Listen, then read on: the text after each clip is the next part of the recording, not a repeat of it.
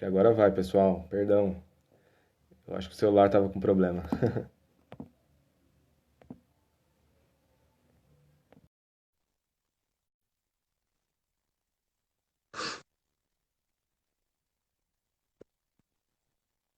Deu certo agora? Deu certo, Ah, Lu. Acho que foi o celular agora, mesmo, viu? Eu quase não consegui sair, eu mesmo. Deu algum pau aqui no agora, celular. agora os comentários estão ativados. Ativados. Eu vou deixar assim por conta das perguntas que vão acontecer depois, né? Beleza. Precisa da participação do pessoal aí. E fiquem à vontade, pessoal. E é bom Desculpa que a a gente tem uma interrupção. hora a partir de, a gente tem uma hora a partir de agora, né? É, realmente, vai recomeçar o nosso tempo, né? Então, Não, então, eu achei bem legal, Lu, as coisas que você falou com relação aos aspectos que é importante a gente entender da questão da tradição, né? A questão de, por exemplo, a gente entender que nem tudo na tradição é ruim, né? Mas, por outro lado, a gente tem que entender o que a gente precisa também mudar para que se torne algo que atinja o coração das pessoas. Uma coisa que é interessante é que a gente tem aqui tem uma igreja, né? A Assembleia de Deus, é conhecida como uma das igrejas tradicionais também, né? Ela vem aí de, sei lá, seu centenário, por assim dizer, eu acho que está em 100 anos já aqui no Brasil. E o que acontece? Eles têm toda uma tradição também, né? Com relação à roupagem, com relação à maneira de fazer o culto, de realizar o culto. Só que isso não é em todo lugar do mundo. Por exemplo, você pega na África, o culto da Assembleia de Deus é totalmente animado, diferente do que é aqui, né? Agora uma coisa que é curiosa, Lu, é que assim, aqui se nas Assembleias de Deus, eu já tive a oportunidade de participar, o pessoal usa terno e gravata, né? Só que isso é um aspecto que veio da Assembleia de Deus da Europa. Porque lá é frio, entendeu? A gente tá num país calor aqui, que é muito quente em determinada época do ano. E eu vejo que muitas vezes os irmãos lá na igreja, lá, tudo de terno e gravata, aquele calor, o ventilador. Esses aspectos são bem curiosos, né, Lu? sim, sim. Na verdade, assim, quando você, inclusive, é importante a gente tentar traçar uma diferenciar um pouquinho a questão dos termos, né? Quando a Uhum, gente está falando aqui de tradição, a gente não está dividindo as igrejas entre tradicionais e pentecostais, por exemplo, que é o que a gente costuma fazer. A gente está uhum, falando de tradição que tem a ver com a tradição da igreja como um todo. Então, sim. toda igreja tem a sua tradição. Por mais recente que a igreja seja, ela tem um jeito de ser e isso ela vai transferindo de tempo em tempo. Umas são mais conservadoras nas suas tradições, outras menos conservadoras, mas tradição é o jeito de se entender como igreja, do jeito de se entender como você gerencia a igreja, inclusive. E aí, quando você falou das Assembleias de Deus, na verdade, não é algo que era exclusivo das Assembleias de Deus. Nós Uhum, fomos evangelizados por estadunidenses, né? Nós batistas também somos oriundos dos Estados Unidos, né? Do sul dos Estados Unidos, no Brasil principalmente. E toda a carga cultural é trazida quando você começa a evangelizar num determinado lugar. Então, essa questão da utilização das roupas, os que a gente costuma chamar de usos e costumes, são características relacionadas muito provavelmente ao nascimento da igreja que deu origem à Igreja Assembleia de Deus no Brasil e também à Igreja Batista aqui no Brasil, que fazem com que essas coisas sejam trazidas para a gente. O que é importante a gente entender, e eu acho aqui uma coisa que eu achava muito sábio quando o pastor Genivaldo Andrade, que foi pastor da nossa igreja por 17 anos, ele dizia, a gente precisa diferenciar o que é tradição, ele chamava, e o que é tradicionalismo. uhum, Ele falava que tradição é o que tem a ver com a história da igreja, que tem mais a ver com a teologia da igreja, com a forma que a igreja evangeliza, com a forma que a igreja enxerga o cuidado das pessoas, tem mais a ver com a tradição, do que o tradicionalismo que tem a ver com que a cor que a igreja a roupa que as pessoas vestem, o tipo de instrumento que toca. uhum. Ele dizia que a tradição, o ideal é que você mantenha saudável a tradição, mas que o tradicionalismo ele vai mudar de tempo em tempo, Sim, né? sim. A gente não se imagina, a nossa igreja vivenciou isso. A gente não imaginava tempos atrás a gente ter pessoas na nossa igreja que pregam sem utilizar terno e gravata, até pouco tempo atrás. Aham. Até 8, 9 anos atrás, alguém que não tivesse usando sapato, calça social e camisa social nunca ia pregar na nossa igreja. As pessoas Uhum. mudaram, a igreja com o tempo foi mudando também. Então, essas coisas a gente precisa entender, porque às vezes essas tradições, elas inclusive nos impedem, não vou dizer que nos impedem, mas nos atrapalham no processo de evangelização, inclusive. Uhum. A gente quer. Eu lembro uma vez, isso era interessante, pastor Leandro dos Reis Prado foi pastor da nossa igreja, na época ele não era pastor, mas a nossa igreja tinha um trabalho muito bacana na Praça da Toco. Juntava uma Uhum. galera da igreja e ia tocar pagode na Praça da Toco. Então eles iam lá, Era corinho tocavam de os fogo, Lu? pagodes, que não Era era. corinho de fogo? Falam que pagode é música para Jesus porque é pagode, né? Então Pagode. iam tocar pagode para Deus, né? Então eram louvores que eles tocavam, os louvores que tocavam na igreja, mas que eles tocavam em ritmo de samba, em ritmo de pagode. Uhum. E eu lembro que certa vez ele falou assim, para mim, uma vez assim, Luciano, eu me sinto como enganando as pessoas. Porque eu vou lá, toco o pagode, Ah, toco lá o sambinha para os caras, falo de Jesus para eles, e o que acontece? Quando eles vêm à igreja, qual é a expectativa que eles têm? Que ouviu o tem o pagode. pagode, né? Que tem o É, pagode na igreja. E feijoada, quando quem sabe, chegavam, né, Lu? e quando chegavam na igreja não tinha pagode. É, então, pô, meu. Decepção. Então, deve ser algo parecido com isso que o pastor Henrique está sofrendo que você leu na carta. Sim, sim. Né? E talvez na sugestão que eu dei para ele, isso também pode acontecer. Ele faz Uhum. um evento externo em que tem toda uma roupagem diferente, e quando as pessoas chegam à igreja, aquilo é totalmente diferente do que foi falado lá. Então isso é importante a gente entender, né? Que às vezes algumas das nossas tradições, da nossa maneira de enxergar o que é igreja, em aspectos que são periféricos, que não são prioridade, Uhum. acaba afastando as pessoas do convívio da igreja. Porque eu tenho certeza que muitos, talvez alguns dos que estejam aqui, antes de serem crentes, achavam que ser crente era um negócio super chato, super Com careta. certeza, eu falo por mim. Eu falo por Né? mim. Eu Uhum. ir para a igreja, que nada. Na igreja o pessoal fica lá nesse calorzão de terno e gravata, como você falou. É. Na, na igreja o pessoal fica lá, sei lá, o que o pessoal deve pensar, tocando umas músicas que eu não gosto. Eu, por exemplo, lembro que quando eu me converti, isso final dos anos 90, eu, para quem não sabe, eu gostava muito de rock. Eu gosto bastante de Ah, rock. eu acho que não tem como esconder muito isso não, viu, Lu? Não, eu gosto bastante de rock. E para mim era muito difícil. Eu lembro a primeira vez que eu encontrei um CD de uma banda chamada Oficina G3, que tocava Uhum. rock. Era praticamente o único CD que eu ouvia. Na Furou igreja o a gente CD, riscou cantava o lá CD. os hinos. Não era cantor cristão, porque eu não sou tão velho assim, né? Era inário para o culto cristão. Uhum. Mas em casa eu praticamente só ouvia Oficina G3 o dia inteiro, o CD. E aí é importante a gente entender isso, essas questões que a gente fala de tradição e não tradição. Eu particularmente acho que a gente não precisa romper totalmente, né? Porque a gente percebe hoje, por exemplo, uma coisa que o pastor Henrique diz na carta aqui, que na igreja dele só toca cantor cristão. Mas a gente Uhum. tem igrejas batistas que nessa ânsia de se modernizar, que deixaram de lado tudo que era da tradição e que não tocam mais nada do cantor cristão. Então a gente precisa Exato. ter um equilíbrio entre o que é moderno e o que é tradição. Porque a Ô, Lu, igreja, só rapidinho, cara, a igreja de fala. maneira geral ela é composta por pessoas diversas. Uhum. E essas pessoas têm percepções em alguns aspectos da vida diferentes. E a gente precisa de alguma maneira fazer com que a comunhão da igreja, o culto, alcance todo tipo de pessoa. Sim, com certeza.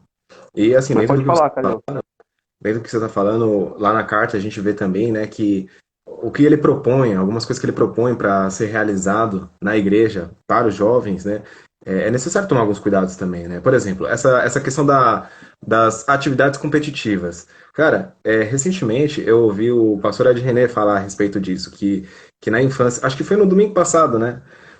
Na infância dele, né, ele acho que é da Igreja Batista lá no litoral, e eles faziam muitas atividades competitivas, mas isso gera um espírito diferente daquilo que o Evangelho quer para as pessoas, né? Porque as pessoas tinham rixas entre si. E eu até ouvi do Ministério Interleste também histórias parecidas, que tipo assim, fazia competições entre as igrejas e tinha gente que, por exemplo, quando estava fazendo discurso de poema, essas coisas, ligava o ventilador para as folhas voarem, sabe?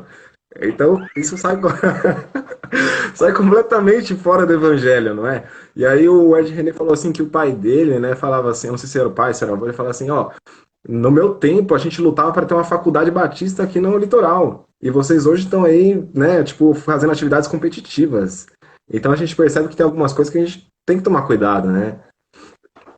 Sim, sim. O que a gente tem que ter sempre em mente é que o que a gente faz não pode ir contra o que o Evangelho, e quando eu falo Evangelho, é o que as Escrituras dizem, né? Uhum. E competição é algo que as Escrituras não curtem muito.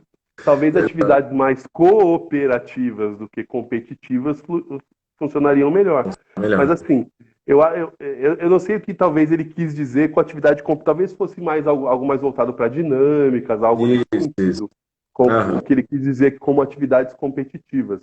Mas talvez trazer algo mais lúdico para a apresentação do evangelho, algo desse tipo. Mas foi interessante você dizer isso. Competição, a gente precisa tomar cuidado mesmo. A gente, por exemplo, que participa dos cultos infantis, eu tomo muito cuidado com competição com a molecada, porque a molecada leva muito a sério. Uhum. E deve ser muito parecido com jovens e adolescentes também. Né? A gente precisa, acho que a gente precisa motivar muito mais a questão da cooperação do que com a competição. E aí, outro aspecto também importante que a gente precisa tomar cuidado. A gente precisa entender se o ministério que o pastor Henrique tem aqui é um ministério para jovens ou é um ministério com jovens. Uhum. Porque o ministério para jovens seria um ministério voltado para entretenimento do jovem. Pois é. Um ministério com um jovem seria um ministério voltado para capacitar o jovem também a servir. É um Sim. ministério em que os jovens fazem parte dele, que eles não são somente servidos. Então a gente precisa tomar muito cuidado, porque de um tempo para cá eu tenho percebido que há talvez mais na adolescência do que na juventude, há uma transferência da família para que a igreja seja um espaço de entretenimento do jovem, porque o mundo oferece uma série de coisas e a igreja precisa oferecer alguma coisa também. E não Uhum. essa ideia não é saudável. O que a gente Sim. precisa é ter ministérios com jovens, né? Respondendo aos anseios dos jovens, preparando-os para os desafios que o tempo que eles vivem tem, mas preparando-os como cristãos para esses desafios. Então, é claro que não parece ser o que o pastor Henrique colocou na carta aqui, mas é importante que toda reunião dos jovens, por mais moderno que seja o louvor, por mais moderno que seja o evento em si, de que a pregação seja cristocêntrica, que a palavra de Deus seja pregada com base nas escrituras e não em achismos, que Uhum. o nome de Jesus seja glorificado. Então, tudo isso tem que ser levado em conta. Eu acredito, né, e isso eu falo com tranquilidade, porque na nossa igreja a gente vivencia isso, que a forma não é o mais importante. Né? O mais importante é o que você está fazendo, que é o adorar, que é o pregar a palavra, isso é o mais Uhum. importante. Mas existem alguns lugares que acabam desvirtuando isso, e aí a pregação acaba sendo levada de uma maneira que pega somente nos aspectos emocionais da juventude, que Uhum. trata aspectos que não são é, importantes para a transformação do jovem como cristão. Então, isso que a gente precisa tomar muito cuidado. Eu acho que a estrutura, a forma, se a estrutura e a forma chocam de alguma maneira a tradição, a gente pode até abrir exceções, ceder um pouco, mas se o conteúdo que deveria ser a palavra de Deus, né, ele é moldado para que agrade o jovem o conteúdo, aí a gente precisa ter preocupações. Porque eu não acho que seja o caso aqui do pastor Henrique. Uhum, com certeza. E é interessante isso que você falou, Lu, porque eu já ouvi também, eu achei plausível até, de que a gente tem que ter a preocupação também de fazer com que os jovens entendam a participação deles na igreja de modo geral, né? Que não é um ministério à parte, né? Que não, tipo assim, um núcleo à parte da igreja, mas que ele funciona na igreja, fazendo parte da igreja. Tem uma frase que até as pessoas costumam dizer, né? Que o jovem de hoje é a igreja de amanhã, mas eu acho que é equivocado, porque o jovem É de hoje é a hoje. igreja de hoje, né? Ele já está aí sendo Exatamente. igreja, crescendo sendo igreja, e por aí vai. É só para você ter uma ideia como isso é bem ramificado dentro do jovem essa questão de que muitas vezes é algo separado. Eu faço faculdade, eu estou fazendo faculdade de teologia lá em Curitiba, Uhum. né? Talvez alguns irmãos não saibam. E eu tenho que ir Sim. para lá semestralmente. Eu não fui agora por causa da pandemia, mas tenho que ir para lá semestralmente. E aí sempre que eu vou, eu tenho aula sábado e domingo. E aí eu costumo, no período da noite, ir em alguma igreja. E aí tempos atrás, fui visitar uma igreja batista lá. Primeiro eu fui num dia no culto de um semestre, eu fui num culto de domingo. A igreja lotada, mas você não viu um jovem. Uhum. Raramente você viu um jovem ali, cheio de gente, mas não tinha jovem. Aí eu fiquei sabendo que eles tinham um culto voltado para os jovens no sábado à noite. E aí na outra vez que eu acabei indo para lá para fazer as provas, eu fui no sábado para ver como Uhum. era o culto de jovens. A igreja lotada, só tinha jovens. Então, Uhum. o que que eu pensei? Talvez eu esteja até enganado, mas qual a leitura que eu fiz? A igreja era tão grande, né? E talvez por ser grande, dentro do contexto do culto dominical, era tão tradicional que ao fazer o culto de sábado, os jovens iam no sábado, mas não iam no domingo. Tanto que é uma Nossa. prática comum da igreja. Todo sábado é culto do jovem, todo domingo culto para as outras pessoas não jovens. Uhum. E você É. percebia, ao entrar na igreja, você percebia que você não via jovens no culto de domingo e só via jovens no culto de sábado. Então, esse é o cuidado que a gente precisa ter. O jovem, ele não, como você disse, ele não é a igreja de amanhã, ele já é a igreja de hoje. E Uhum. ele precisa exercer os seus dons, não só no ministério de jovem, mas em todos os outros ministérios que a igreja tem. O jovem Sim. precisa estar colocando os seus talentos e dons à disposição, não do ministério de jovens, mas da igreja como um todo. E aí, Uhum. para que isso aconteça, precisa o jovem ceder e a igreja, dentro de algumas tradições, também ceder algumas coisas. Já pensou um jovem diácono tendo que usar terno e gravata todo domingo? Talvez ele não curta muito. Exato. Ô, Lu, e uma outra coisa que é importante também, eu acho que assim, que a questão do tradicionalismo tem errado quando quer manter algumas coisas que funcionam em determinado contexto, né? Por exemplo, eu vou dar um exemplo bem teológico aqui, tá? Se você pega a Confissão de Fé de Westminster, essas confissões aí, elas foram criadas num contexto onde elas falavam com determinados tipos de inimigos da igreja cristã que tinha naquele tempo, né? Ou seja, existiam algumas ideias que eram difundidas naquele contexto que de certa forma, ameaçavam, né, o crescimento do evangelho, ameaçavam que as pessoas entendessem o evangelho em sua plenitude, né? E então eles criaram uma confissão para poder mostrar esses pontos. Aí eu vejo que, por exemplo, que naquele contexto o que predominava era a Igreja Católica. A Igreja Católica ainda estava predominante, né? A ideia ainda estava, né, tipo, predominante na Europa, enfim. E aí o que acontece? Eles criam uma confissão para mostrar a interpretação bíblica mais coerente e muitas vezes combatendo aquilo que a Igreja Católica falava, né? E aí eu acho interessante que o Tim Keller, ele fez um novo catecismo, né? Um catecismo aí, Catecismo da Cidade se chama, foi publicado pela Fiel. E justamente com essa proposta, né? De falar assim, ó, peraí, aquele catecismo no passado, embora que ele tenha alguma relevância no nosso presente, ele falou muito aquele contexto, só que agora o inimigo é outro, digamos assim. A gente está encarando aí um outro cenário, entendeu? Agora a gente precisa também falar com esse cenário.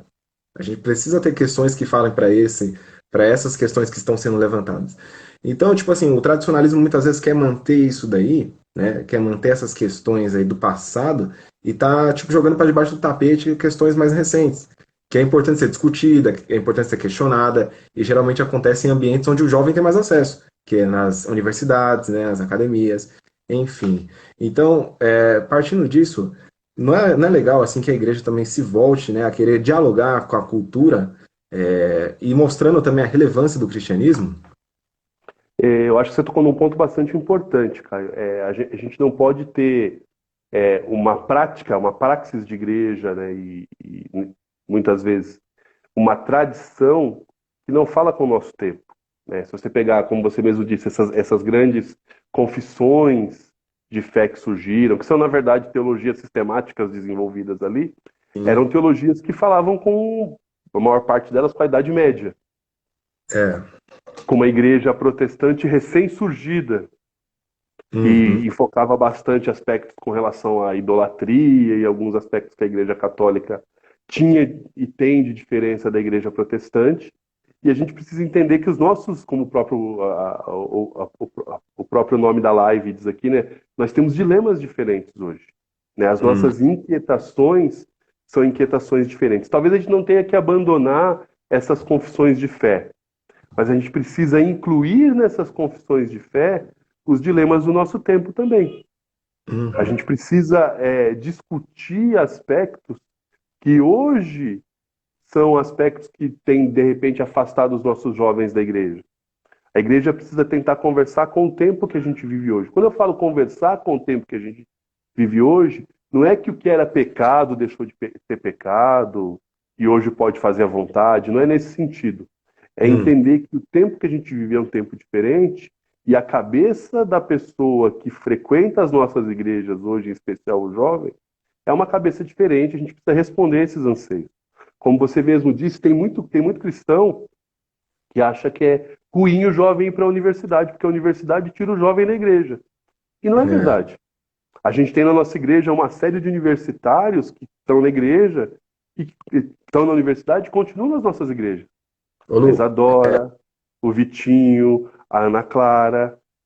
uhum. Então, não é a universidade que afasta, é que muitas vezes a gente falhou em fundamentar a fé desses jovens, Uhum. tratando a teologia de uma maneira que converse com o dia a dia nosso. E aí o que acontece? Como essa fé não foi firmada, quando ele é colocado contra a parede e precisa ter respostas, ele não aprendeu sobre aquilo. Ele não fundamentou a fé dele. E aí ele não tem respostas, e muitas vezes não é no nosso caso, mas quando ele procura a igreja para responder esses anseios, ele não encontra a resposta porque a igreja se nega a discutir, e ao se Uhum. negar a discutir, ele se desaponta e vai embora, porque a igreja não tinha resposta para o dilema dele. Pois é, E às vezes exato. a gente não tem respostas mesmo, às vezes a igreja deixou de discutir o dilema dele. A gente, a gente vê hoje que coisas que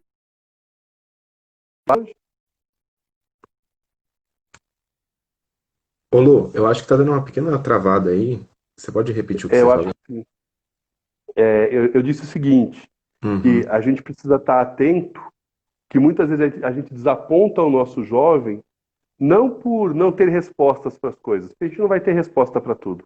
A Uhum. igreja não vai ter resposta para tudo o tempo todo, Com porque o certeza. mundo ele se transforma. Mas a gente perde muitas vezes o jovem por não querer discutir, não querer conversar a respeito dessas questões. Então a Uhum. gente precisa tomar cuidado com isso. A gente precisa dialogar com o jovem, entender o que ele tem enfrentado, entender o que ele tem vivido e tentar, à luz das escrituras, encontrar respostas para isso. Nem sempre é fácil, Sim, porque a Bíblia não é um livro de respostas prontas. A, exato. a Bíblia, a Bíblia não vai dizer para você assim, ó, Luciano, eu estou em dúvida de casar com a loirinha ou com a moreninha. A Bíblia não vai falar. Eu estou em dúvida se eu faço medicina ou se eu faço engenharia. A Bíblia não vai falar.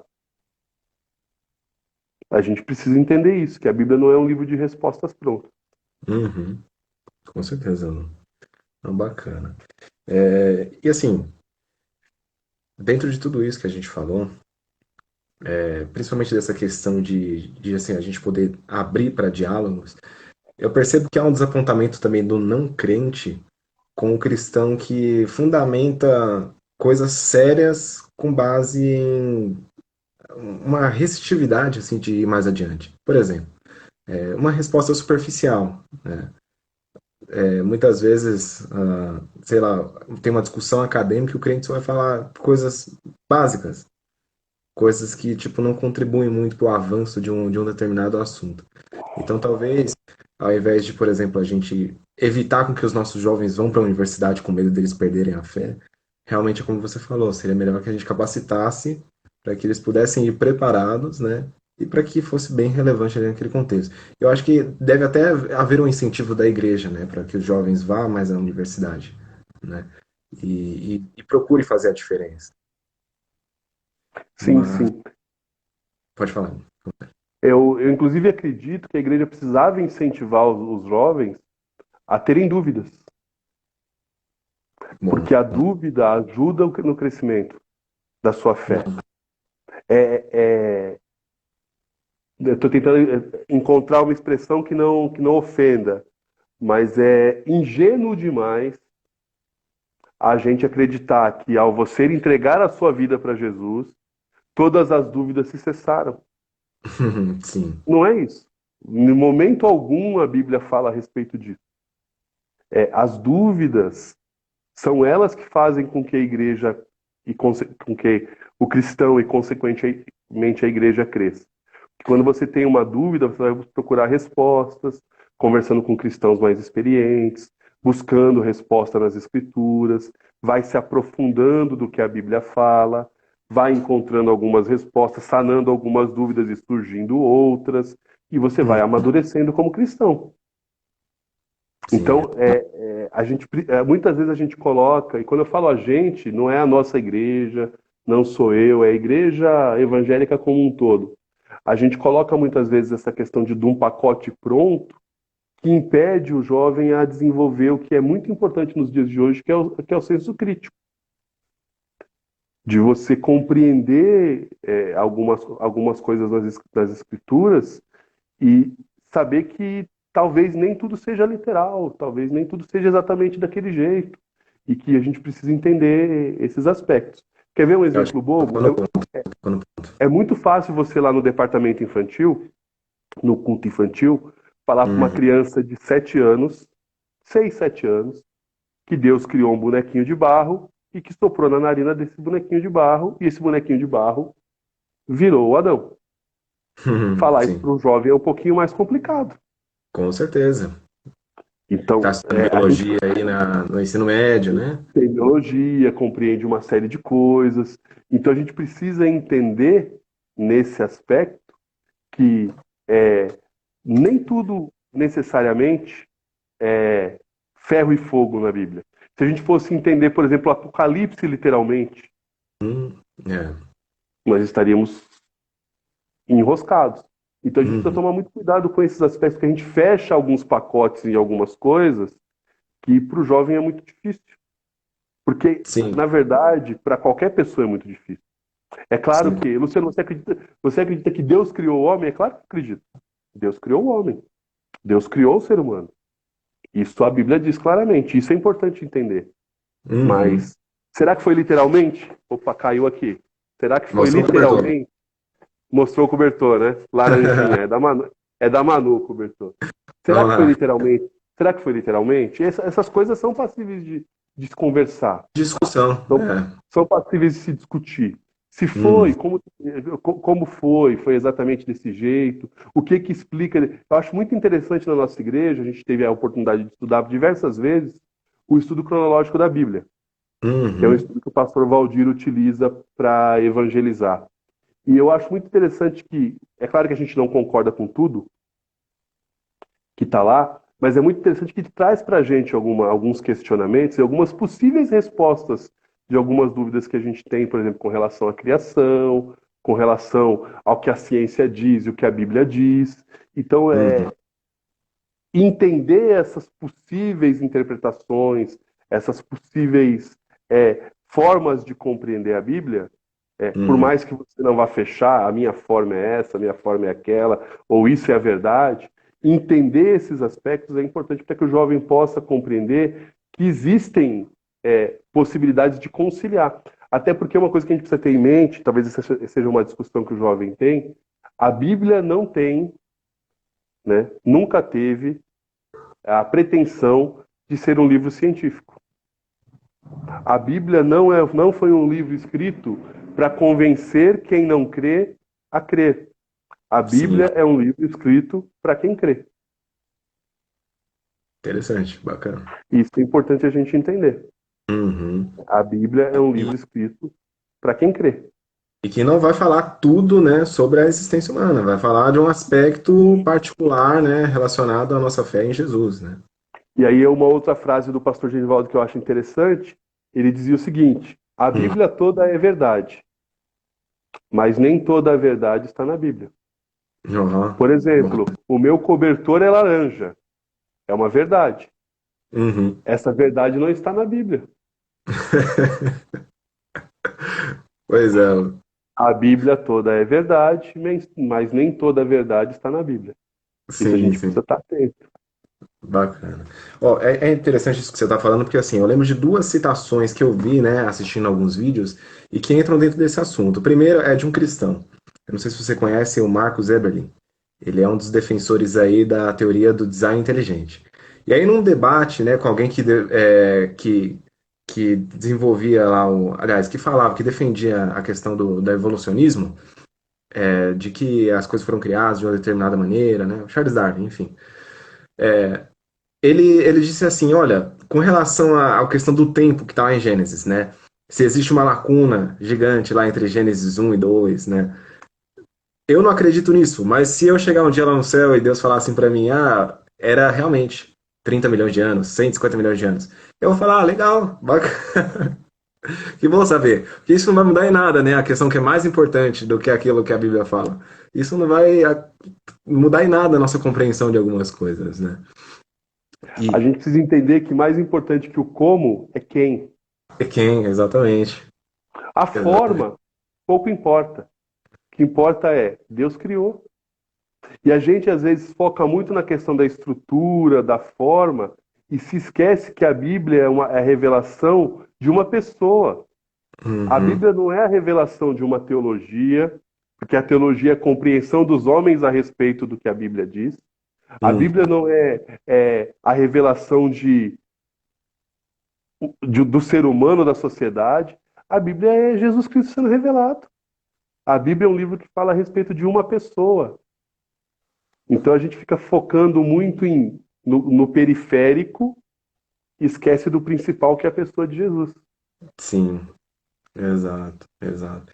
E uma outra citação que eu ia fazendo, que é até o ponto que eu queria falar naquele momento, um momento atrás, é que assim, uma vez eu vi um ateu, num canal de um cristão, falar algumas coisas que ele pensava a respeito do cristão em si e, enfim, da fé também.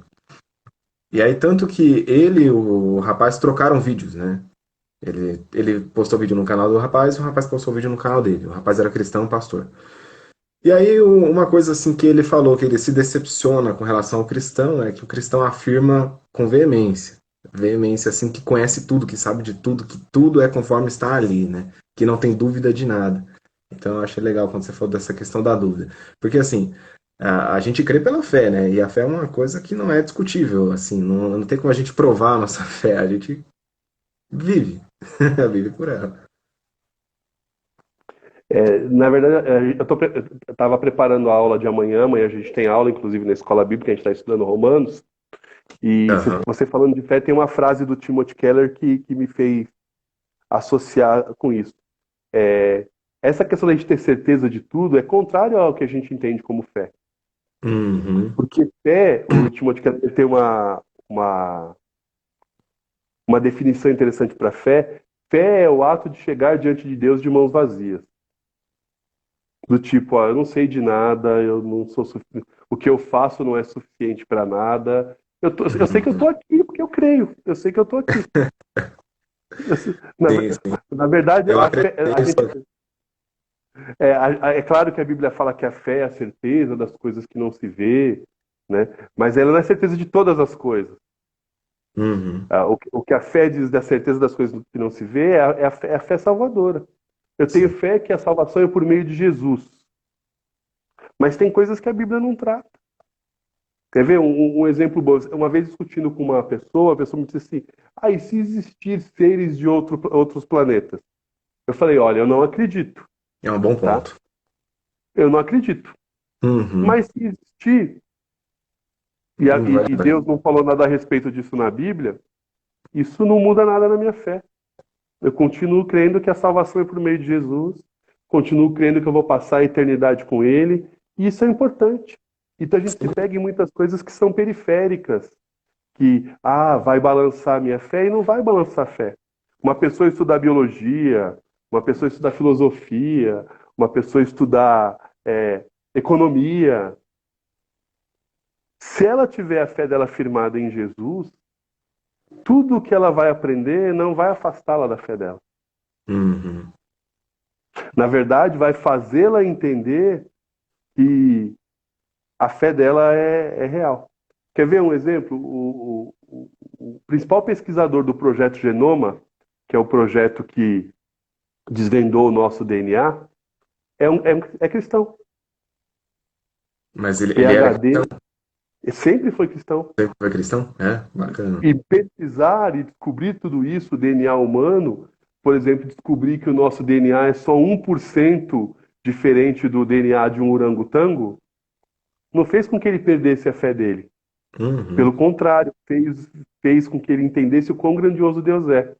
Que com um Legal. por cento de diferença faz com que a gente seja tão complexamente diferente de um De outro ouro. ser. É, Então, a gente precisa entender isso. Quando eu estudo economia e conheço sistemas econômicos, e vejo capitalismo, vejo comunismo, vejo socialismo, vejo comunitarismo, isso não faz com que eu acredite que aquele conceito econômico é o melhor para o mundo. Porque a Bíblia fala que o melhor para o mundo é o reino de Deus. uhum. Todos esses outros sistemas criados pelo homem são maneiras da gente entender o que a gente vive aqui. Mas não quer dizer que é isso que Deus planejou, isso é o que Deus queria. Então a gente precisa entender. Quando eu vejo filosofia, pessoas que questionavam o sentido da vida durante todo o tempo e estudar os vários teóricos, não vai fazer com que eu me afaste de crer que o sentido da vida é Jesus.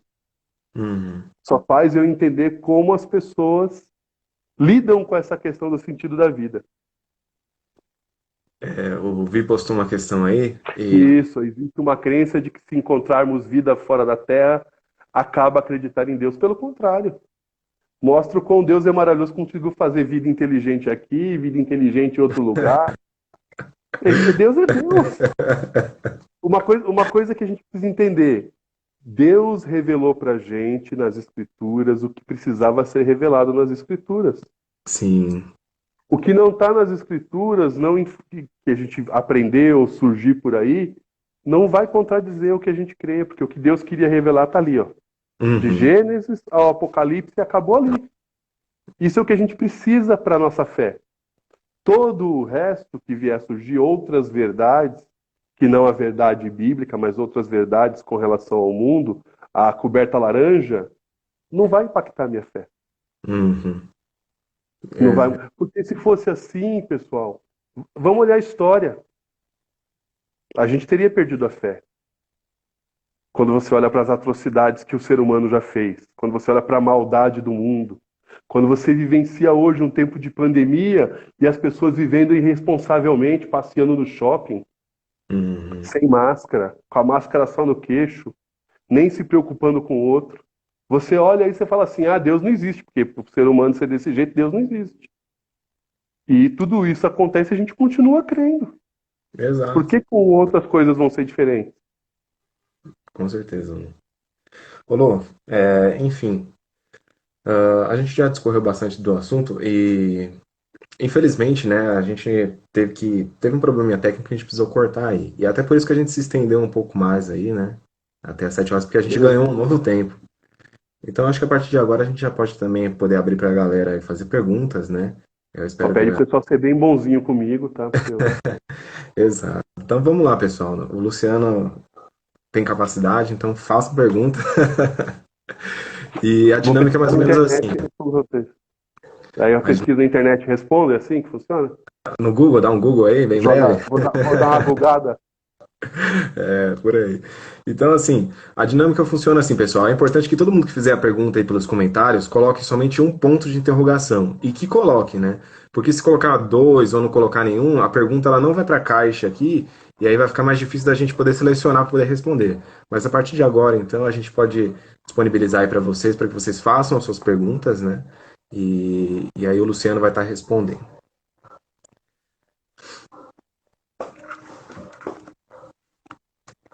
Vamos ver se vai surgir alguma aquilo. Eu acho que tem um pequeno delay também, né? Conforme a gente vai falando, acho que o pessoal vai vendo depois de algum tempo.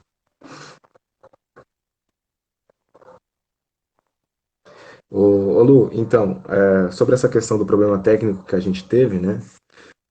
Depois eu vou ver como é que vai ficar, porque talvez se perder um pouco daquilo que você falou no começo. Mas aí talvez a gente vai poder arrumar alguma forma, né, de poder estar disponibilizando na descrição mesmo desse vídeo, né, que esse vídeo aqui vai ficar salvo, isso que a gente está conversando, para que as pessoas entendam o que a gente debateu antes, até O mesmo tenham primeiro, acesso. o primeiro ficou salvo também ou não, a primeira Eu parte? acho que não, eu acho que não. Eu acho que por conta do Porque se problema ficasse, aqui. podia pelo menos no YouTube juntar os dois, né? Então, eu vou tentar ver depois o que dá para fazer, mas eu creio que não. E aí, se não der, né, a gente tenta deixar na descrição um pouco assim para as pessoas poderem ter acesso. Vamos lá, surgiu uma primeira pergunta aqui, ela é do nosso querido Rodrigo. A pergunta é essa daí, ó. Amanhã a aula é sobre qual capítulo de Romanos? Boa! Amanhã a gente vai estudar o capítulo 3 a partir do verso 21 até o final do capítulo 3. Amanhã a aula é sobre isso e vai ser bem legal porque vai falar sobre fé. E aí na outra aula a gente vai estudar o capítulo 4, vai falar sobre a fé de Abraão. Então não Ó, perca, não perca, tá bem legal. Eu sei que tem gente que não gosta muito de Romanos, ou não gostou da aula, né? Eu fui lá no YouTube, tem um like e um dislike assim. sério? Então Putz, não acredito. tem, tem, tem, tem um dislike, mas beleza, mas beleza. Pode, inclusive, nos comentários falar por que você não gostou, que a gente vai aprimorando, vai melhorando as aulas. Isso é legal. Não liga pro Belugo, Lu. Mas vamos lá, pessoal. A gente está esperando aí as perguntas, né? Fiquem à vontade. Eu acredito que a maioria do pessoal que está aqui é porque está acompanhando mesmo antes da queda, Daí, né? se não, faz assim também, né? Se o pessoal não tem pergunta, a gente começa a fazer pergunta para eles responderem.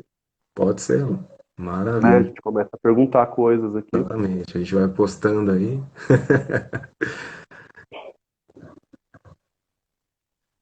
Eu acho que o que a gente falou no começo foi bem legal, Caio, porque a gente conseguiu tratar um pouquinho de alguns aspectos da tradição batista, né? Que eu acho que é bem Isso, isso. importante que a gente conheça.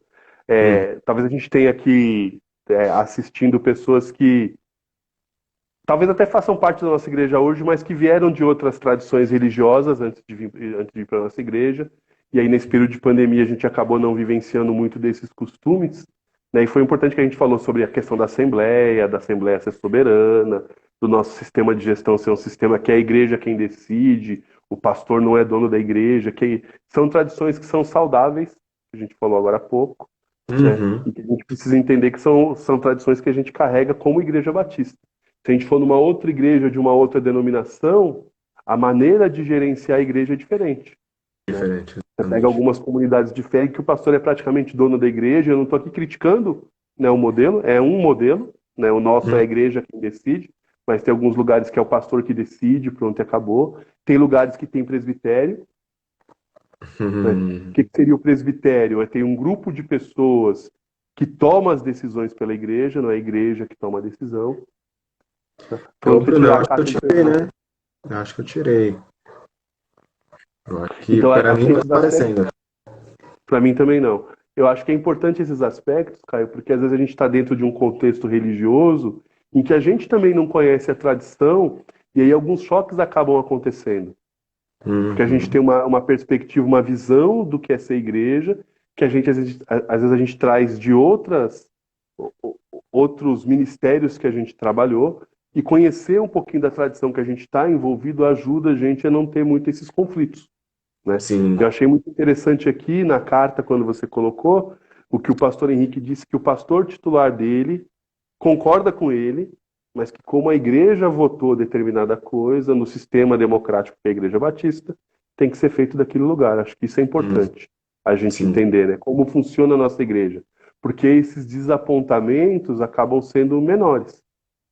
Né? Uhum. A gente precisa muito entender. E é uma coisa que eu inclusive, pretendo escrever no meu trabalho de conclusão lá na faculdade, que é essa questão da identidade denominacional que a gente perdeu um pouco.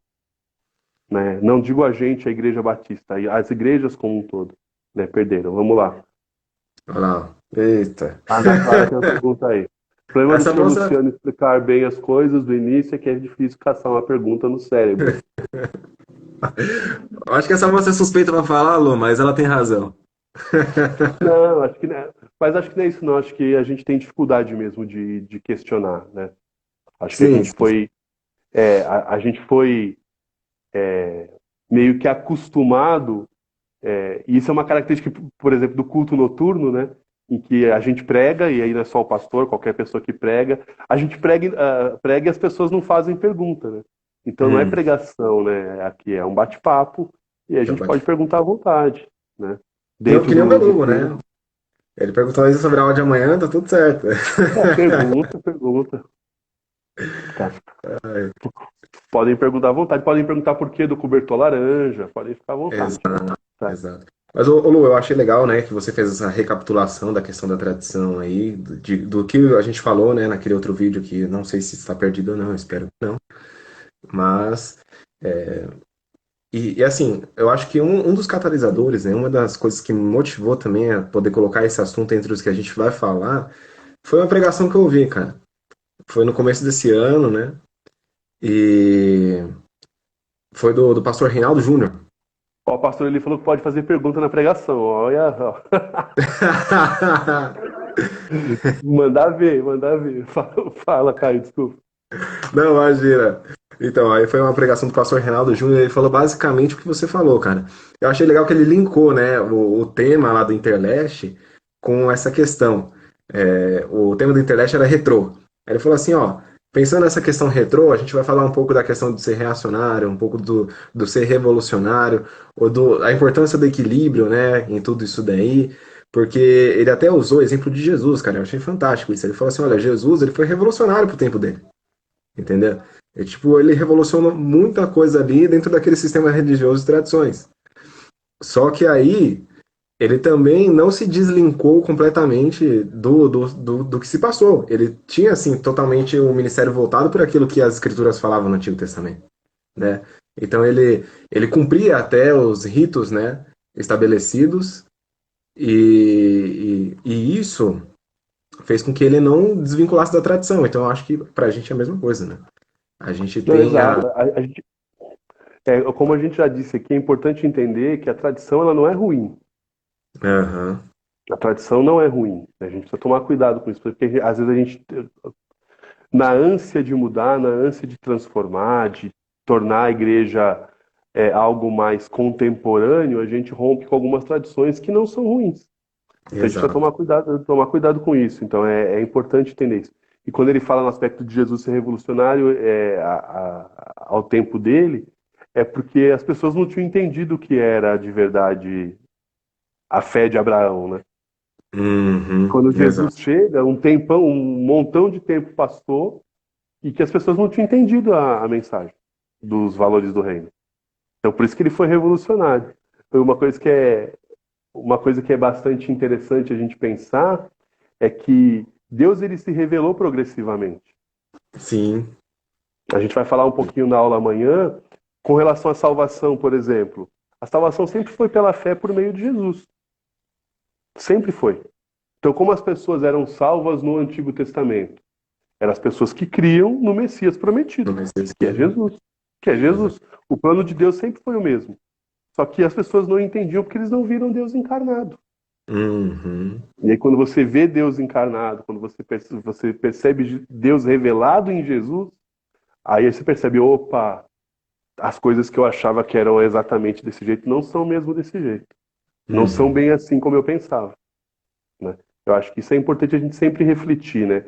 O que a gente entende como tradição religiosa ou como teologia é a maneira com que a igreja, no transcorrer dos séculos, entendeu a teologia, entendeu a revelação, entendeu a Bíblia, uhum, né? uhum. Então, toda leitura que a gente faz do Evangelho, a gente lê, é claro que sempre tentando buscar o contexto original em que a Bíblia foi escrita, mas a gente não consegue entender 100% esse contexto original. Porque muita Então, coisa até está. que muita coisa se perdeu. E até que ponto algumas tradições que a gente tem são realmente exatamente o que Jesus pretendia? Será que a igreja, nos moldes que a gente tem, ou que a gente tinha antes da pandemia, com templo, reuniões dominicais, era o que Jesus de verdade tinha em mente? Não estou dizendo que é ruim fazer assim, é bom. Mas será que tem que ser assim? Uhum, Eu estava discutindo com alguns colegas da faculdade esses dias. A gente está tendo uma disciplina chamada eclesiologia, em que fala muito da questão da estrutura da igreja e das Da formas de igreja. governo que a igreja tem. E tem um amigo meu Hum, lá que bate ferrenhamente de que o modelo bíblico para a estrutura da igreja é o presbitério. E para ele isso é bíblico. Aí eu falei para ele assim, muito parceiro, cara, muito gente boa. Eu falei, legal, essa sua percepção. Eu enxergo diferente. Eu enxergo que Paulo, que tudo isso é baseado no que o apóstolo Paulo fala nas suas cartas, de que Paulo ele sugere para a gente uma possível estrutura. E essa uhum, estrutura tinha a ver com aquele contexto que Paulo aplicava. Então, se é presbitério ou se é um modelo como o nosso pela Assembleia democrático, acho que a Bíblia não trata essas questões com tanto afinco. E às vezes a gente fica certo. batendo tecla em coisas que são periféricas e esquecendo do principal às vezes, né? Nós, Uhum, como Igreja Batista, optamos por esse modelo. Eu entendo por ser batista, entendo que é o melhor modelo. Mas daí eu dizer que todos os outros modelos ferem as escrituras é um negócio muito além do que a gente pode dizer. Ah, eu gosto do cantor cristão, como acontece aqui na situação do pastor Henrique. Mas legal, eu acho que é mais bíblico o cantor cristão. Mas o cantor cristão surgiu depois da Bíblia. Os apóstolos não usavam cantor cristão. sim, exato, exato. Igreja tem que ser órgão. Não se tocava órgão na época dos apóstolos. Então, só para a gente entender que esses aspectos da tradição poderiam ser rompidos, a depender do contexto que a igreja está. É Uhum, claro que eu não vou chegar numa igreja gigante, cheia de tradições, e quebrar isso de uma vez, ferindo pessoas. Tem que se tomar muito cuidado. A gente, na igreja, a gente participou de alguns processos de sucessão pastoral, nesse tempo que eu estou aí. Eu participei de 3, tá?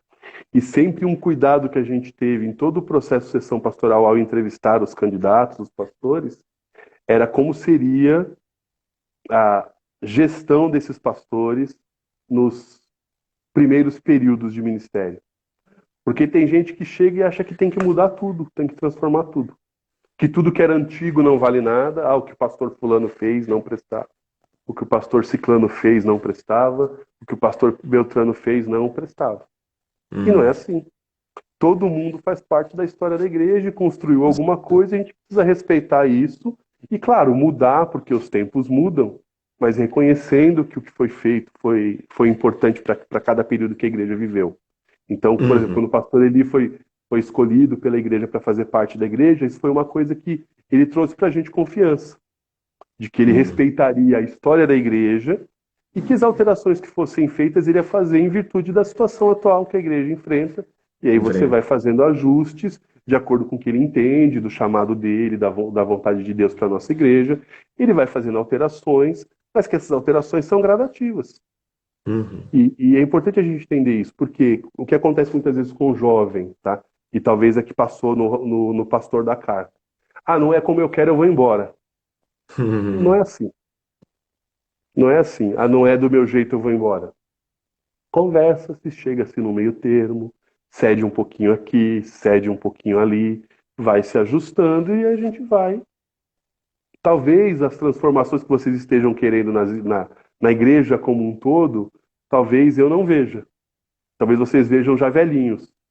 E aí os jovens da época de vocês vão querer outras transformações que vocês vão dizer, não, não pode mexer É, nisso, que a porque... gente é assim, a gente tenta. Então é isso que a gente precisa tomar muito cuidado, porque algumas dessas inovações, se feitas sem cuidado, elas ferem pessoas. Uhum, E aí é uma coisa importante, né? As pessoas são mais importantes do que as coisas, são mais importantes que a tradição. São mais importantes até do que as mudanças que a gente quer fazer. Lembra do que o apóstolo Paulo falou aos Coríntios com respeito ao comer carne, mas que se aplica aqui. Paulo dizia: se comer carne faz o meu irmão tropeçar, nunca mais comerei carne. Se as mudanças que eu quero fazer vão ferir demais alguém, é melhor eu ir um pouquinho mais devagar. com certeza. Né? Nada contra quem faz isso, tá, pessoal? É, eu não acho, por exemplo, pecado ir de bermuda para a igreja. Não acho. Acho que num Ou país que pregar, é ou calor. pregar Que de é calor. camiseta, né? Não, pregar de camiseta acho que tudo bem, mas pregar de bermuda, por exemplo, também não acho. Mas algumas pessoas se sentiriam muito tristes ao ver pregar de bermuda, por exemplo. Uhum. Então é melhor não fazer. Que custa colocar uma calça para ir pregar, para ir dar aula? Eu lembro uma vez, só para vocês entenderem, talvez eu esteja me estendendo um pouquinho demais. Não, tranquilo. Eu, Só quero avisar eu, que tem duas eu perguntas, tá? Só para. tá, na nossa igreja mesmo, para a gente entender essa questão da tradição e da modernidade. Eu dava aula para adolescentes. Não era o pastor Elita, pessoal, é bem lá no meu começo de vida cristã. E eu dava aula para adolescentes e tinha um professor que dava aula para os adultos. E esse professor faltou. E o responsável pela escola bíblica falou para mim assim: Olha, Luciano, o tema da revista é a mesma. Você poderia dar aula para a igreja toda? E como eu dava aula para adolescentes, hoje vocês me conhecem bem, eu dava aula de calça jeans, camiseta e tênis. E eu fui lá no templo, no púlpito, e dei aula para a igreja toda. Uhum. Usei o quadro, dei aula, tal, tranquilo. Acabou a aula. Na terça-feira, né? Segunda era a folga do pastor, na terça-feira, eu recebo uma ligação do pastor que diz assim: Luciano, você poderia vir aqui na quarta-feira à noite para. Falando da irmã da alma, o Rodrigo. Poderia vir aqui na quarta-feira à noite que eu queria conversar no gabinete. Eu pensei, pô, vai elogiar a minha aula, né? Foi bacana a aula e tal. Eu tomei uma chamada porque eu dei a aula de camiseta, ou como chamam de manga de camisa, né? Eu não estava de camisa, estava de camiseta. Sim, Porque sim, sim. alguma irmã provavelmente foi falar com o pastor, contou para ele como tinha sido a aula e que ela achou um absurdo eu ter dado aula de camiseta. É claro que foi um mal-entendido, faltou o professor, não tinha quem fazer, eu não estava pronto. E o professor chamou, na época eu fiquei muito triste. Mas depois eu entendi o que o pastor disse. Porque a gente precisa estar atento que o viver em comunidade não é viver só do jeito que você quer. Uhum. Você pode, às vezes, com uma coisa muito boba, ferir pessoas. E você precisa estar atento a isso. É claro que Sim. não foi por mal que eu fiz. Depois, no período do ministério desse pastor, sempre que eu tinha que é, ir ao púlpito, eu ia de camisa, calça, sapato, tudo direitinho, bem vestidinho, parecendo gente, parecendo crente. Ia lá, falava, porque era uma coisa que para aquele pastor era importante, para algumas pessoas da igreja da época eram importantes, e eu abri mão de viver relaxadamente naquele período. Hoje não, mas naquele período, porque era algo que feria algumas pessoas. Hoje a nossa Hum, igreja, felizmente para mim, não se preocupa tanto com essas coisas, né? Embora sim. quando o pastor me convida para pregar, ele sempre fala para Ana assim, bem carinhosamente, passa aquela camisa do Luciano, é a única que ele tem, mas não é uma exigência. A igreja não vai ficar chateada se eu tiver de camisa polo, de camiseta, ou de calça jeans e não calça social, mas era um período da igreja em que isso feria pessoas e eu, depois de um tempo, entendi, olha, faz... É que a Ana passou aqui da... Tênis amarelo, ó. E, Ó. é isso, agora tênis amarelo. Mas vamos lá, você falou que tinha perguntas aí, Caio. Vamos lá, vamos lá. Vamos começar aqui pela Aninha. Ó, a tradição pode atrapalhar a forma na qual interpretamos a Bíblia, ou isso não tem tanta influência? Boa pergunta. Sim, pode influenciar sim, claro que pode. A gente tende a fazer a leitura da Bíblia de acordo com a nossa tradição religiosa, isso é natural.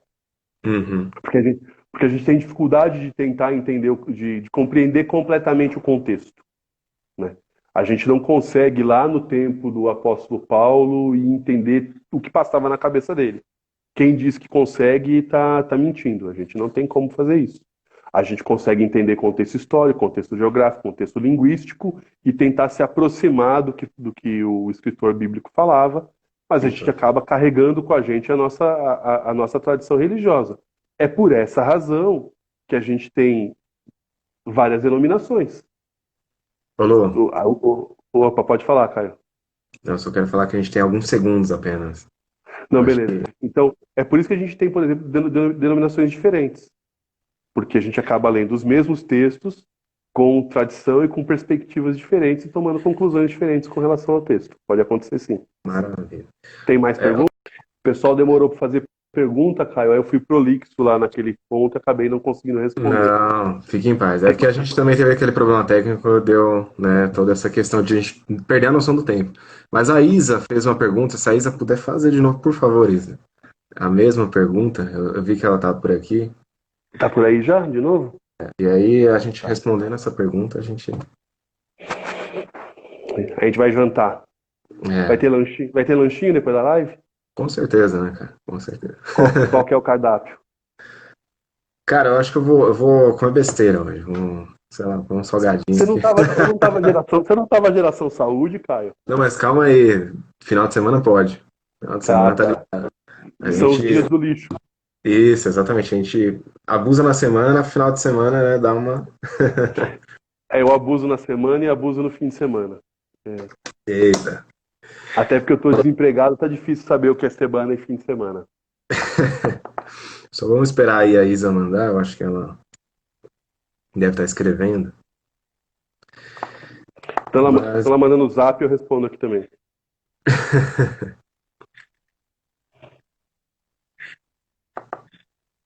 enfim, avisar o pessoal já, né, com antecedência, de que amanhã nós temos aula a partir das 10h30, né, Lu? Amanhã 10h30, isso. Embora, né, lembrem que ainda, por enquanto, ainda não teve início a questão dos cultos diurnos, né? Isso é importante lembrar. E lembrando que para o culto noturno é preciso fazer inscrição, né? Se você Uhum. pretende ir ao culto presencialmente, procura a Dida, procura a Bruna, faz inscrição. Você não pode chegar lá sem ter feito a inscrição, porque não vai ter lugar para você lá, né? A gente tem um limite de pessoas que a igreja pode atender. Então lembrem de fazer a inscrição, de ter todos aqueles cuidados que têm sido postados aí no WhatsApp da igreja para a gente poder ter um ambiente o menos inseguro possível.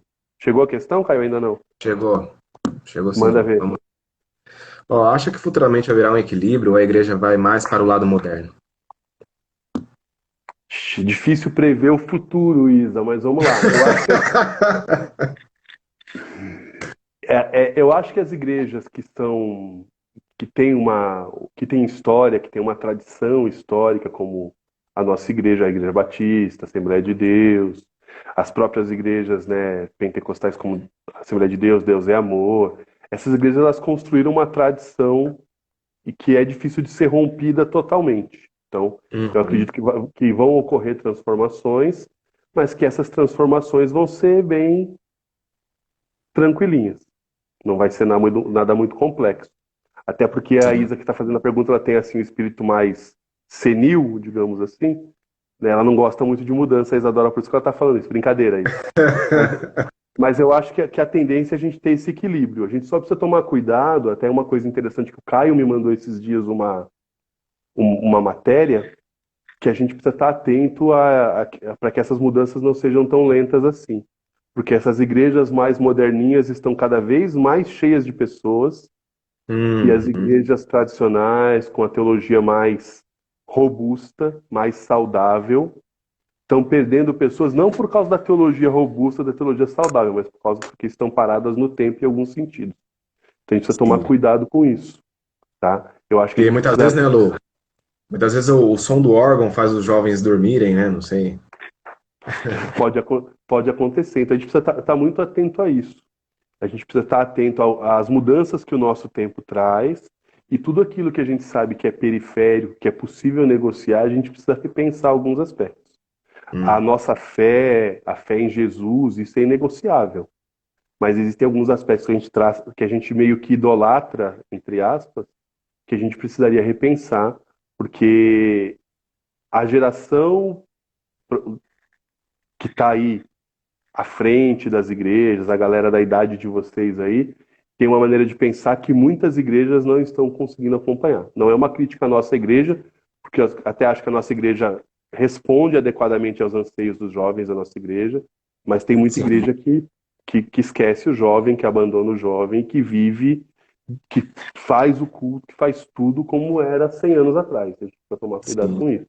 A gente já recebeu jovem, viu, Lu? Que ali no nosso bairro mesmo, que, cara, ele deixou de congregar com a mãe dele porque na igreja dele, na igreja da mãe dele não tinha nenhum jovem. Isso é estranho pra caramba, né? Tipo, isso é de se estranhar bastante.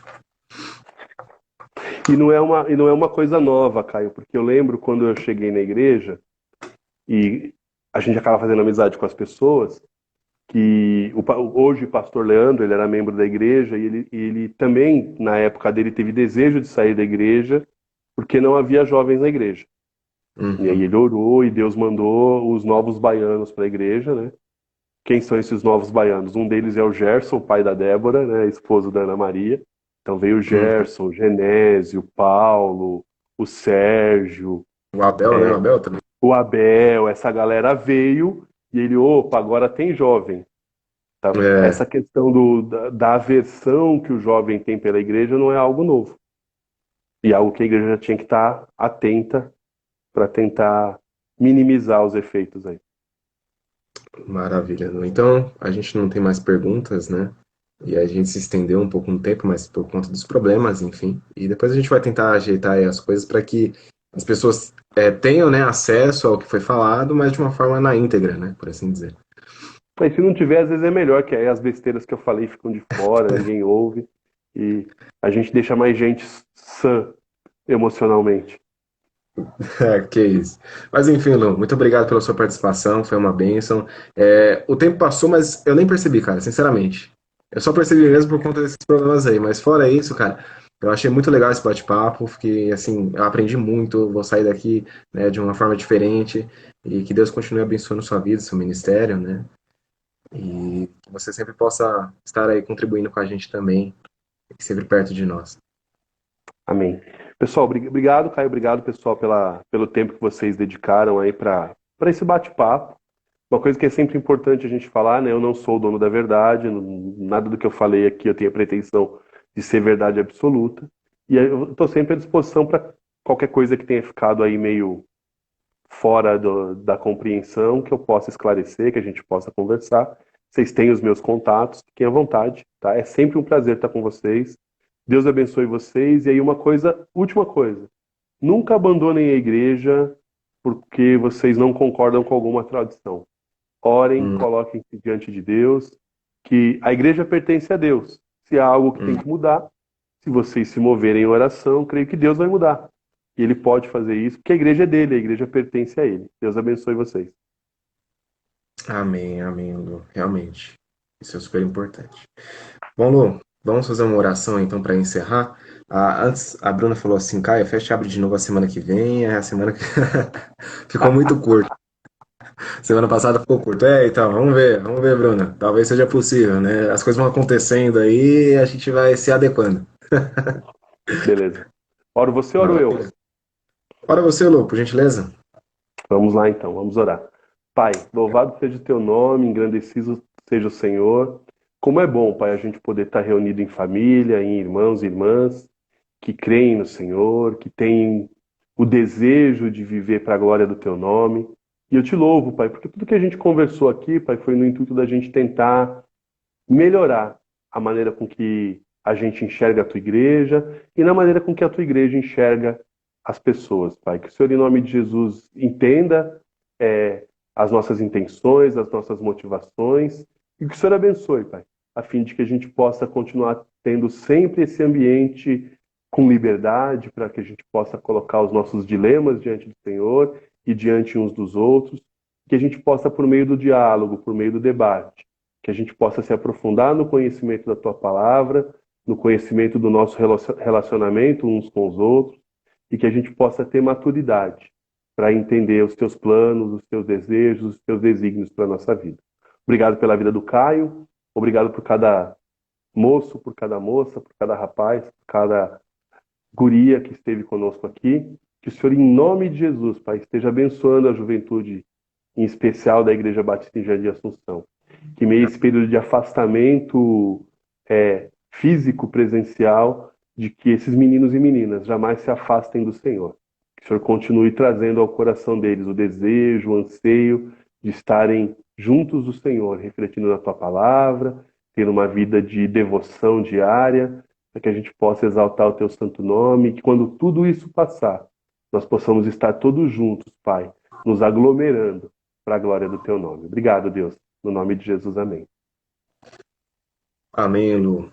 Que Deus te abençoe, meu querido. Muito obrigado a todos. Que Deus abençoe aí o restante do sábado de vocês. E amanhã nos vemos na aula, se Deus quiser, hein? 10h30. 10h30. Falou, Lu. Um abraço, querido. Até mais. Até, tchau, tchau.